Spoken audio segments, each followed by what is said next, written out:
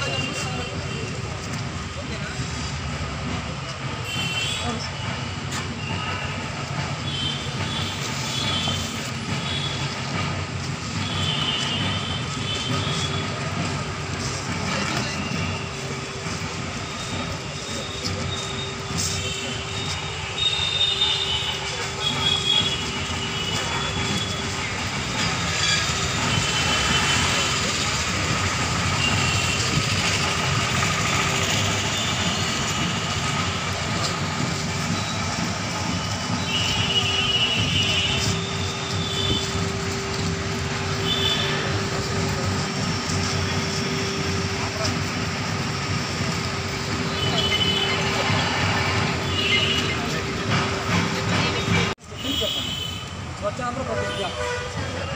నేను నా పరిసరాల పరిశుభ్రత కొరకు ప్రతిరోజు కొంత సమయం కేటాయిస్తానని, నా వంతు కృషిగా స్వచ్ఛత కార్యక్రమాల కొరకు శ్రమదానం చేసి పరిశుభ్రత ఆంధ్రప్రదేశ్ సాధించే సంకల్పానికి కట్టుబడి ఉంటానని, ఈరోజు పరిశుభ్రత గురించి నేను వేసిన ఈ ముందడుగు ఆంధ్రప్రదేశ్ రాష్ట్రాన్ని శుభ్రపరచడంలో సహాయం చేస్తుందని నమ్ముతూ ఈరోజు నుండి నా తోటి వారికి కూడా స్వచ్ఛత కొరకు తడి మరియు పొడి చెత్తకు వేరు చేయడం గురించి అవగాహన కల్పించడానికి ప్రయత్నిస్తానని, మన ఆంధ్రప్రదేశ్ స్వచ్ఛ ఆంధ్రప్రదేశ్గా తీర్చిదిద్దేటట్లు నా వంతు కృషి చేస్తానని ప్రమాణం చేస్తున్నాను.